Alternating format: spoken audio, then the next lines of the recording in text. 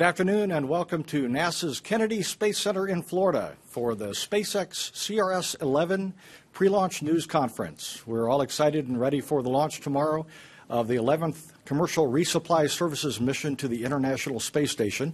And here to tell us more about it today, we are pleased to be joined by, to my left, Kirk Shireman, Manager of NASA's International Space Station Program. Hans Königsmann, SpaceX Vice President of Flight Reliability. Camille Elaine, International Space Station Program Science Office at Johnson Space Center in Houston. And Mike McAleenan, Launch Weather Officer from the U.S. Air Force 45th Weather Squadron. Thank you all for joining us. And we'll be happy to take questions after we start off with opening statements. And Kirk, I'll turn it over to you. All right, thanks. Good afternoon. It's great to be here with you. Really excited about the launch tomorrow evening, and we're counting on the weather cooperating, but we'll hear more about that in a little bit. Lots of great things associated with this flight. I would like to tell you a few things that we're excited about as an ISS program, and then tell you a couple things about the ISS vehicle. First off, this vehicle, we're going to carry over 1,700 kilograms of pressurized cargo. Largely utilization cargo.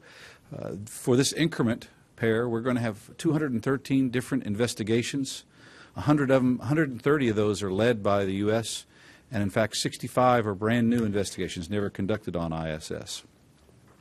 This vehicle is going to carry up three very unique payloads in the trunk, unpressurized. NICER, which is going to look at neutron stars. ROSA, which is a rollout solar array experiment we're really excited about, and MUSES, which is an external platform for various other payloads to use, and it's also a commercial platform built by Teledyne Brown. Lots of pressurized cargo, too. We're going to fly fruit flies. In fact, it's Fruit Fly 2, so it'll be our second time to fly fruit flies.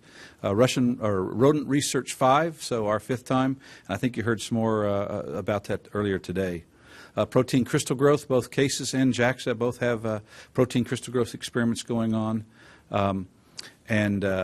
So lots of utilization for this flight. And we're very, very excited about doing that. It's going to keep our crews very busy on orbit, and we're looking forward to the results of those investigations. On orbit, it's been a very, very busy time. We've conducted here, very recently, we've conducted 2 spacewalks, one actually unplanned. We had a failure just a little over a week ago, and a failure occurred Saturday morning, and by Tuesday morning we were out making a repair to a multiplexer, demultiplexer, basically a computer outside, and that was successful. So we're very pleased with that second unplanned spacewalk. We're coming up on a very series of events. The first of which is a Soyuz landing. So we actually have a Soyuz landing on Friday. It's going to land about 9:10 a.m. Central Time, 10:10 I guess Eastern Time. Bringing Thomas Pesquet and Oleg Novitsky home. As you may recall, actually Peggy Whitson flew up on this Soyuz, and we reached an agreement with our Russian partners to keep Peggy Whitson on orbit an additional 3 months. And so Peggy will be helping us out on orbit with our complement of 3 crew between when this Soyuz lands on Friday until the next Soyuz launches on July 27th. Peggy and Thomas and Oleg have actually been extraordinary crew members, and we're very happy to, while we can't keep all 3 on orbit, we're very happy to be able to keep Peggy on orbit. As you probably remember, Peggy has the record for U.S. crew members. Actually, I would say the record for non-Russian crew members. Peggy's surpassed Jeff Williams on April 24th with 534 days. By the time she lands in September, she will have over 660 days on orbit. Peggy's conducted 10 spacewalks, which is tied for the most in U.S. history, and she has over 60 hours in spacewalk time with her spacewalk that she had done last week. So tomorrow morning she'll hand over commandership to Fyodor Yurchikhin, but she will continue her great work, and like I said, she'll be supporting this SpaceX 11 flight, and an incredible amount of work. Just after the crew comes home on Friday, SpaceX will be arriving shortly thereafter, and their first week on orbit, she and Jack Fisher have a tremendously busy week that week just to get all these experiments started. So looking forward to all the great work going on International Space Station, and certainly to the cargo arriving here later this week. Hans? Yeah, thank you. So I have a couple items to report on our mission 2. First of all, the targeted launch window is 5:55 p.m. The ascent typically takes 3 minutes for the first stage, and this particular first stage will then separate and come back to LZ1, which is the landing zone down here at the Cape, for a land landing. Second stage will continue to fly for another 7 minutes about, and then deploy Dragon in its nominal orbit. The Dragon itself will fly about a little less than 3 days before it docks to the station, and then it will remain on the station for about a month after launch. There's a couple interesting things here. One of them is this is the 100th launch from the LC-39A launch pad, if we counted correctly. I hope we did. And then this particular Dragon is a refurbished Dragon. It has flown previously on CRS-4, which is about a little over 2.5 years ago. I think it was September, October in 2014. And we, once this capsule landed, we refurbished it, inspected it, made sure everything is qualified for the next flight, and this is where we are now, ready to go on 39A. For us, it's the 7th launch this year. You can tell that we picked up the rate significantly. We are hoping to stay at this rate through the rest of the year and work our backlog down, basically. We are hoping to also fly more and more Dragon refurbished, and the same is true for the first stages. As you know, the next launch after this is also refurbished first stage, for example. And with that, I do want to thank the Falcon 9 team for getting this Falcon 9 ready, the Dragon team for getting the Dragon ready, and the launch team for working really, really hard to get these launches scheduled within 2 weeks from each other. Not last but least, 45th Space Wing and FAA for their support, and then, of course, NASA for the opportunity to deliver cargo to the space station. Thank you. Thanks, Hans. Camille? Thank you, Mike. Good afternoon. It's really a pleasure to be here to share some of the science that's going up tomorrow on the CRS-11. We're excited to have about 4,500 pounds, as Kurt said, of research supplies and science investigations, including about 2,000 pounds of the unpressurized cargo, the 3 instruments that are flying in the trunk of the Dragon capsule. We are also excited because the Dragon has the capability of returning samples back down to Earth, and so it will return about 1,500 pounds in about 30 days on its return.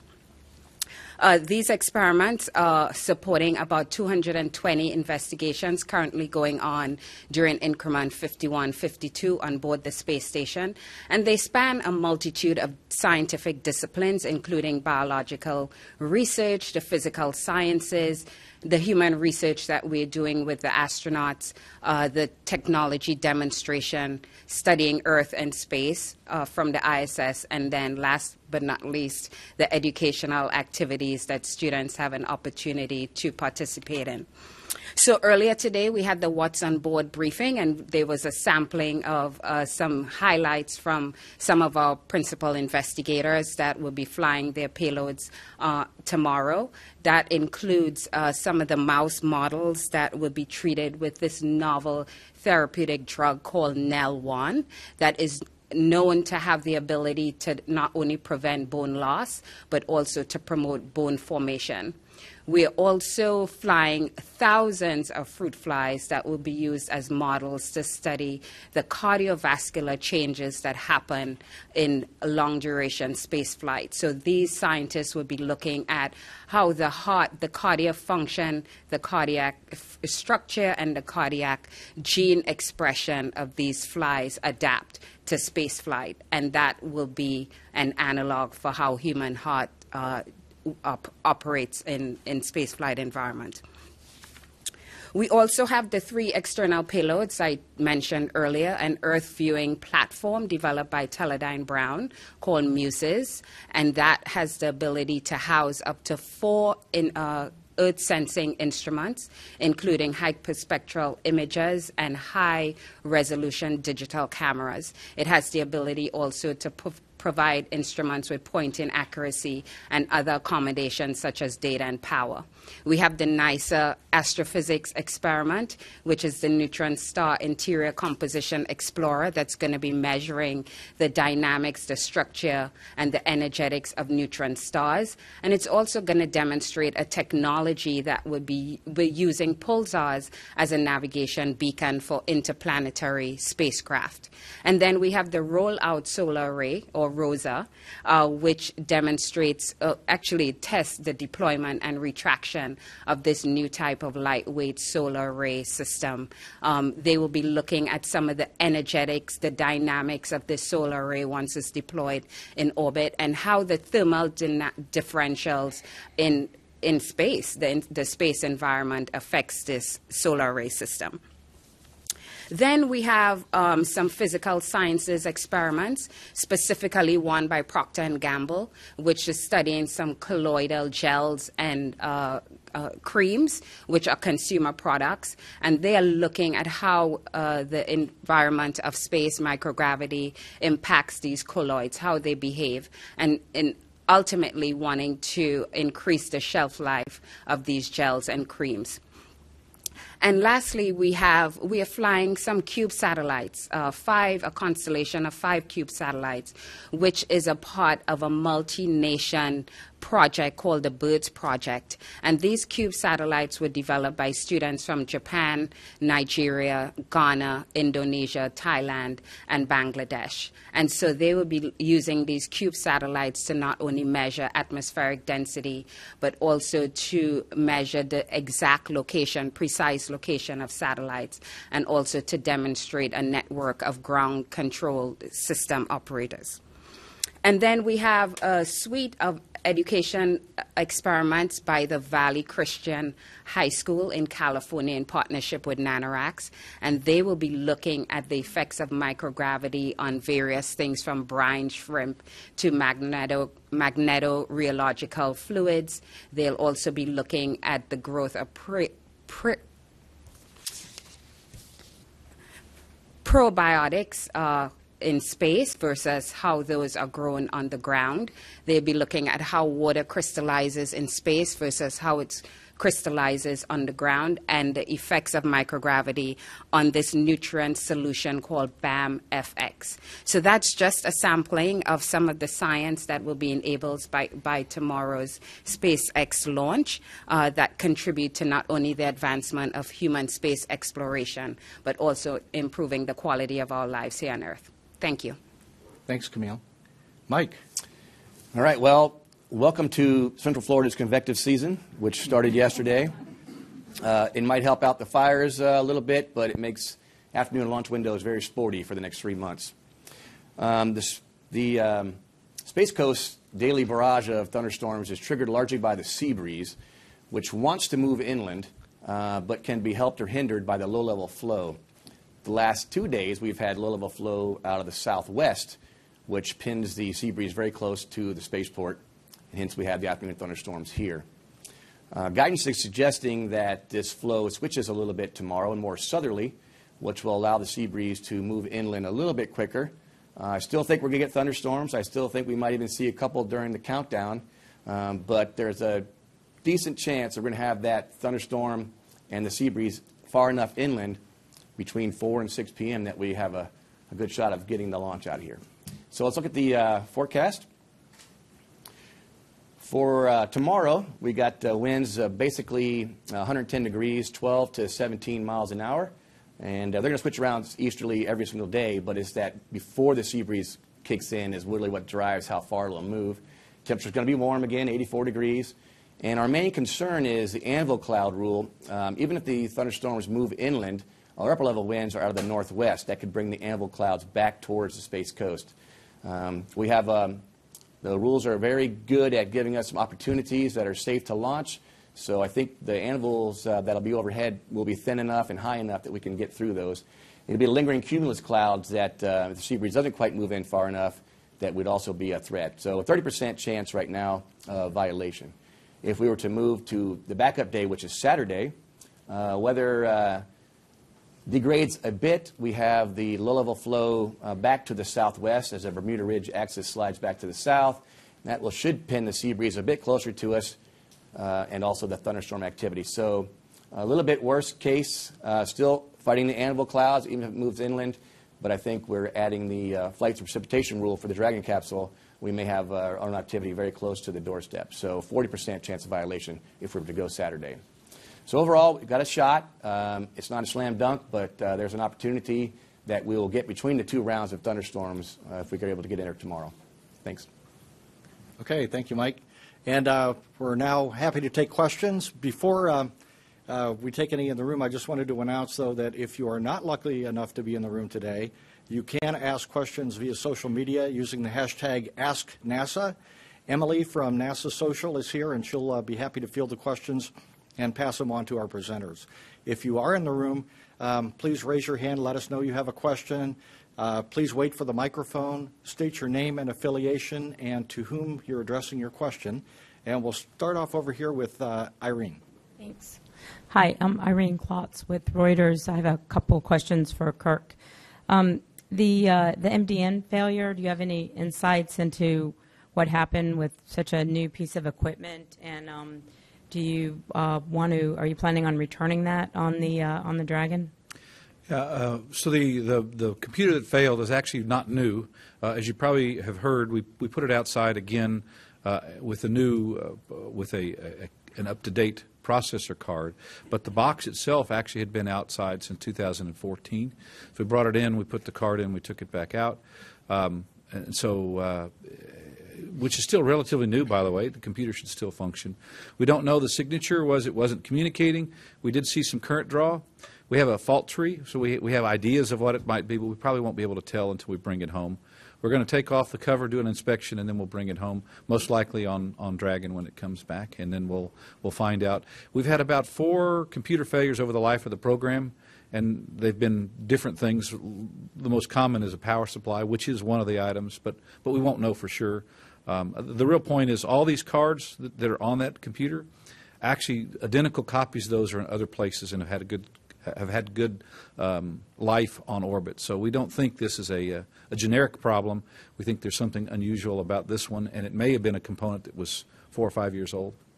Okay, thank you. And the other question is about the previously flown Dragon.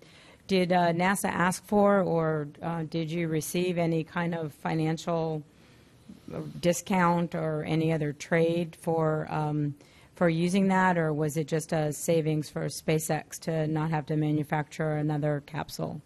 Well, first of all, this whole notion of reuse is something that's very, very important to the entire space industry, NASA as well as SpaceX and others. And it's not actually a new issue. We've flown things, shuttles flew many times, so the idea of reuse is important for economic reasons as well as technical reasons. Our contract with SpaceX, there are a lot of, it's a fixed price contract, but there are things that change on our side, there's things that change on SpaceX, and we have equitable adjustments on both sides. So yes, if you ask me what it was, and specifically, I'd be hard pressed to quote that to you now. But in general, when we do these things like this, we make trades. Supporting the Dragon reflight is a really, really important step. We went through, SpaceX did a very thorough job in terms of certification of the Dragon and refurbing it, and NASA did a very thorough job of understanding that certification and making sure that it was safe to fly, and the risk was actually not substantially more than a brand new Dragon capsule. So we're very happy with this capsule flying again. We've actually been flying hardware, not whole capsules, but other hardware before, and we expect to increase the amount of reflight as CRS-1 and then ultimately CRS-2 proceed. Marcia. Marcia Dunn, Associated Press for Hans. Along the reused Dragon, what did you do in particular? What did you swap out? How much of this is original, so to speak? And will the next Dragon going to space station also be a reused version? Yeah, thanks for the question. It's the majority of the components on Dragon, and in particular, the most important part is actually the hull. The structure itself is the same as flew the first time. So when Dragon came in the first time, basically we inspect the components. We then compare the loads that they saw, compare this to the qualification, and that tells us how much life a component has, and we make sure that the component has the enough life for the next round, and then there's statistical variation. So you have to make a worst case assumption basically to be on the safe side, and that is very similar to what we actually do on the booster. It's not that different. It's a similar situation. When we go through all the components, basically, we make sure that it has enough life. We share the results with NASA and review them basically together, and then we conclude that we can either fly a component, or in some cases we have to make a swap with a new component in some very few cases. But I can tell you the majority of this Dragon has been in space before and has been docked to the station for a couple of weeks. And, is the next Dragon going to be Oh, brand yes. new or reused? And also, what did you replace on this one? The next Dragon, from what I remember right now off the top of my head, is a new one. Parts that we replaced.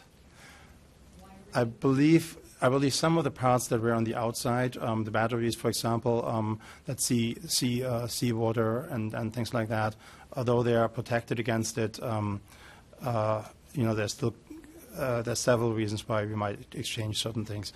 But again, thruster, harnessing, a lot of that stuff is from the original Dragon. James?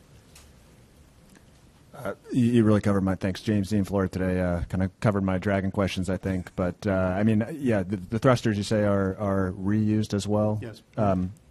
Heat shield, of course, would be something you have to fully replace? Or The heat shield is a new one, you're right there. yeah, Mhm. okay. So the hull, thrusters are the main components that you would be interested in as far as major components that haven't been reused before?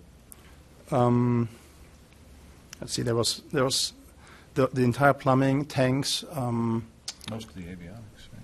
There's some avionics. I don't think it's most of it. Depends on where it was. Yeah, so some of the avionics is from previous flights. I don't have the entire list in my head, unfortunately. Are you anticipating reusing Dragons for crew flight as well? Is this sort of a precursor to that, or are they totally unrelated?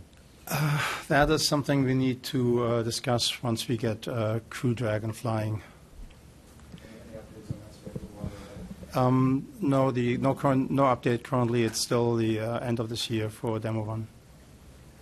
Okay, we're going to come over here and take a couple of questions, and then Stephen will come back to you, and Ken. Jason. Jason Ryan with Spaceflight Insider. This one's for Hans. First question is, Hans, will we see the payload fairing come back under parachutes for this mission? And the second question, I guess, would be is, you guys are flying a lot of Falcon 9s. Can we expect to start seeing a lot more of those being reused Falcon 9s? And if so, what does that mean for your production facilities? Will you kind of slow down the amount of Falcon 9s you're producing and start using the flown ones more and more? Can you tell us a little bit about that? Thank you.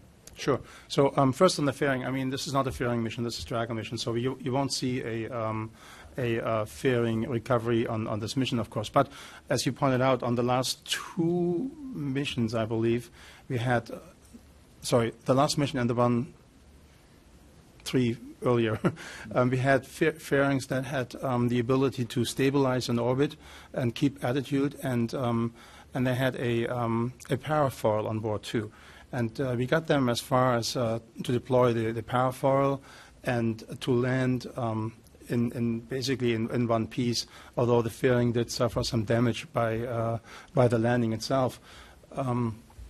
There's still work that needs to be done in order to get the fairings back in a state that we can reuse them again.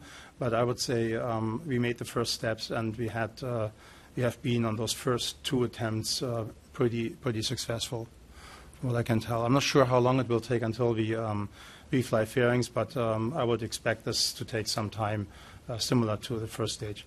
Then your question regarding the first stage production. We still have to produce the second stage, of course, but we see a shift that we need more second stages than first stages. We've flown 1 booster so far. We have the second pre-flown booster coming up here after this mission very shortly. And so my gut feeling is we will have a couple more this year that will demonstrate on the capability of reflying a booster more than once, hopefully 2. When do you see that we could actually be at a point where we will see more reflown boosters as opposed to new boosters flying, if you had to guess? That is an excellent problem to have.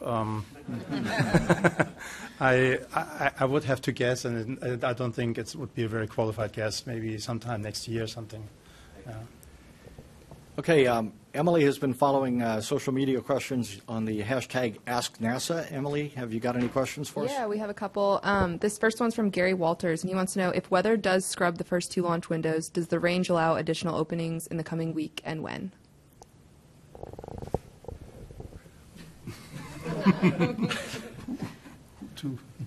We have no range people here. Yes. Yeah. Typically, typically you're allowed to get 2 days on the range.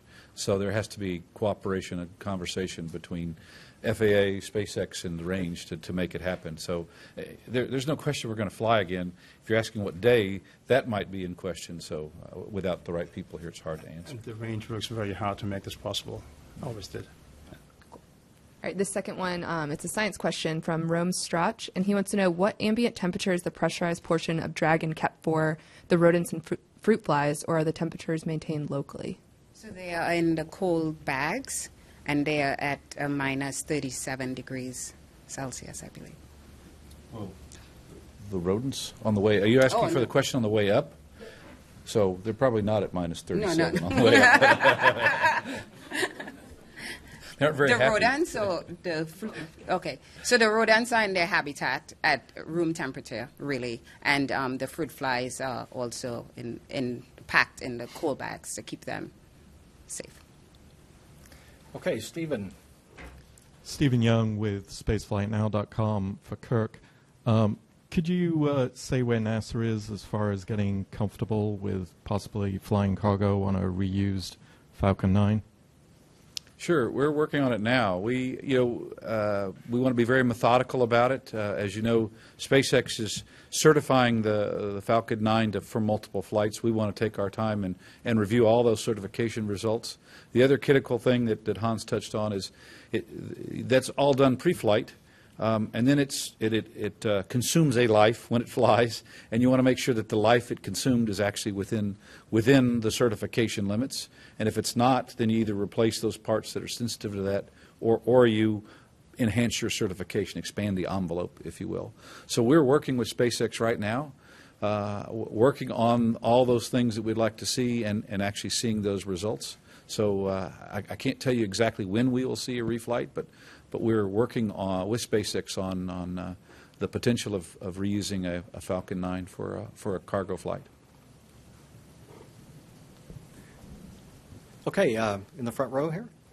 Sawyer Rosenstein with Talking Space. For Hans, a few questions. One, with the CRS-1 contract nearing its end, are there plans to keep building more Dragon capsules for that, or is there a possibility of reusing all of those. And the other thing you mentioned was that it was kind of like the first stage booster returning.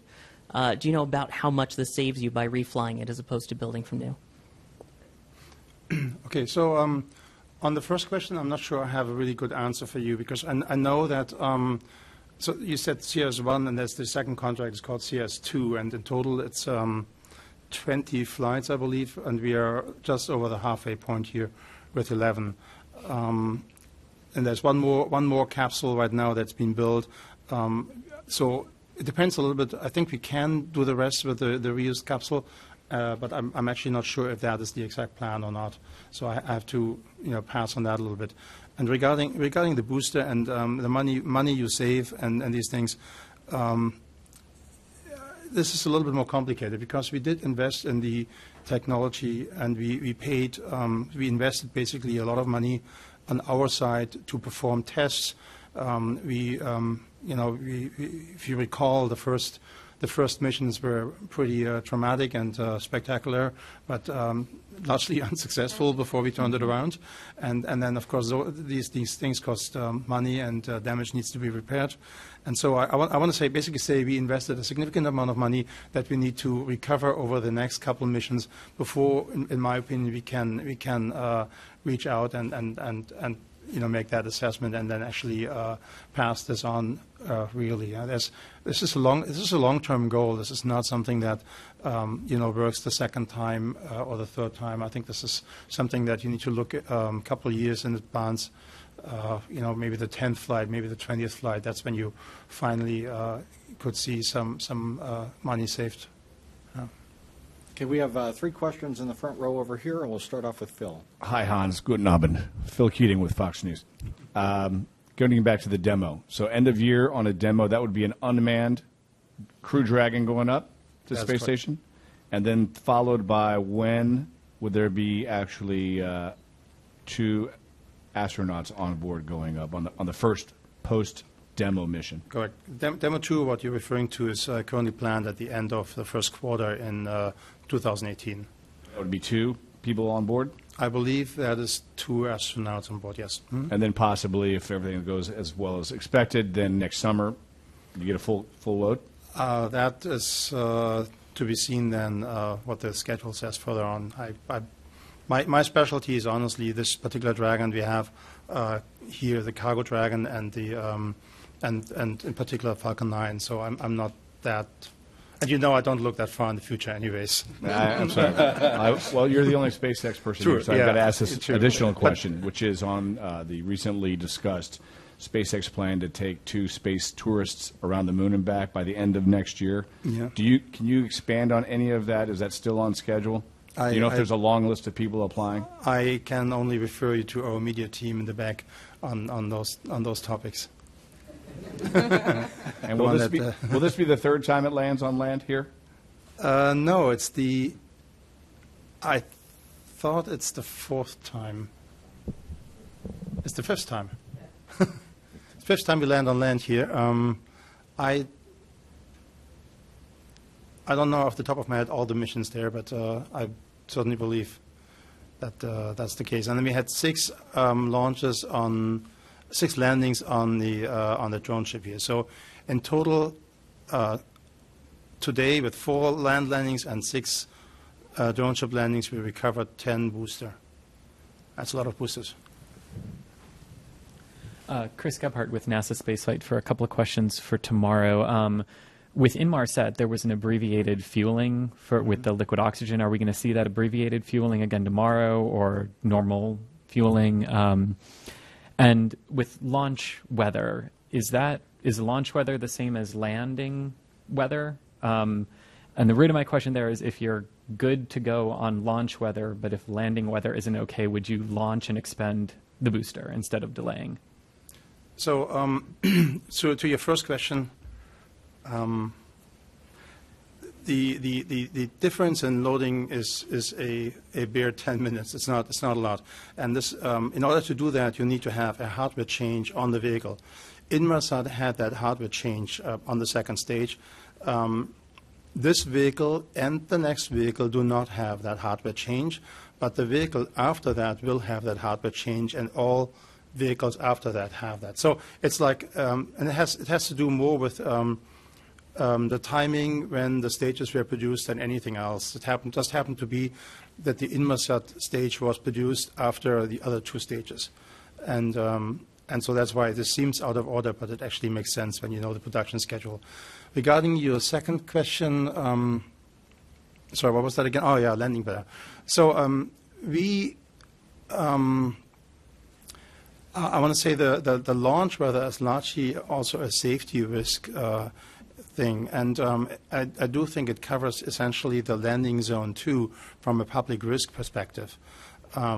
There's weather elements where we can more higher loads, like on wind, for example, you could take more risk on the landing than on launch, for example, and frequently for some of these landings, we had cases where the landing wind was higher than the launch wind. But we would, so far, the launch weather drives the launch availability. Yeah. Ken. Hi, thank you for doing this, and good luck tomorrow, first of all. Ken Kramer, Universe Today. My question is for Hans. Two questions. One, can you give us an update on the Pad 40 repairs, and when do you expect to resume, when do you hope to resume launches? And the other one is about one of the science experiments. You are bringing up the ROSA solar array, and then at the end of the mission, you're going to be bringing it back. My understanding from speaking to the team is that you are going to deploy this somehow in space, and I wonder if you could talk about this. I think this might be the first time you dispose of an unpressurized cargo, but anyway, review the procedure, how you're going to do that. Thanks. You want to go ahead? Okay. So on Pad 40, we actually drove by on the way up here and took a look. So it's very active right now. There's lots of construction going on, and I can see the progress from last time when I was here. Definitely, lots of tubing being welded and big construction machinery moving around. I'm anticipating a later summer, return to operation there. And we haven't really settled on what particular flight is going to go from there first, but the current schedule says this is late summer, early fall is we're going to reopen LC 40 again, and then we're going to be able to launch from both 39 and 40. Okay, we'll take two more questions. Oh, I apologize. Go ahead. So, yeah, the solar array. So it's going to be deployed in space, and it will stay there for the length of the Dragon. It will be put back in the trunk and then disposed of when the trunk is re-entering Earth's atmosphere. So, can you describe how that will be done? How will that deployment be done? You want me to take that? Yeah, sure. So it actually, we pull it out of the trunk with a robotic arm. We'll hold it in a specific location, and we'll actually deploy it. The array will be deployed. It'll stay deployed for about 7 days. And during that 7 days, a large part of the experiment is actually shaking, vibrating, putting inputs into the array, watching the dynamics, and observing it with sensors and cameras. And then at the end of that 7 days, it'll be retracted and then restowed in the same place that it, actually I shouldn't say the same place, but in the trunk, and then of course the trunk comes in and burns up. This will be actually not the first time we brought something home, this will be the second time. The last flight, SpaceX 10, we brought 3 things home inside the trunk, and of course when we say bring them home, they don't actually survive the reentry environment. So ROSA will no longer, will not survive the reentry environment when it comes back. It just sits in the trunk. It's separated and sits in the trunk, and that's how it's destroyed. Yeah, think of the array unfolds, and then it's retracted, and so it's in I say compact, but it's big. It's the size of this table, and then it's installed back into the trunk, we call it a FRAM, but a mechanism, basically. It's attached, secured there. When Dragon undocks, it undocks, performs a deorbit burn, and then separates, and the trunk burns up on reentry. when it's fully unveiled, it's about 12.5 by 5.5 feet. So that's how long it is. Hi, Thaddeus Cesare with the Utica Phoenix, and for Hans. We've seen the reuse of boosters, capsules. Should see fairing soon. Is there any hints or Anything else coming down the line from SpaceX that we should know in terms of reusability? So what? Say again? Is there any additional plans for reusability outside of the payloads, the rocket, and the capsule? I want to say we look at all the aspects of the rocket, and as you may find out, there's the second stage missing in the scheme so far. That's an ambitious goal, but it is something that we should look at the same time too. So I have to be a little bit fuzzy, because this is literally a goal. I would call this. Okay, and we'll close with a question from Chris. Chris Gebhardt with NASA Spaceflight again. Exact launch time tomorrow, 5:55, and how many seconds? 51. 51. Thank you. Okay, that's going to do it for today. Thank you all very much for coming. We look forward to the launch tomorrow and the weather cooperating with us, Mike. Our NASA television coverage will begin at 5:15 p.m. Eastern Time for a liftoff at 5:55. And until then, please keep up with all that's happening by going to www.nasa.gov. Thank you very much.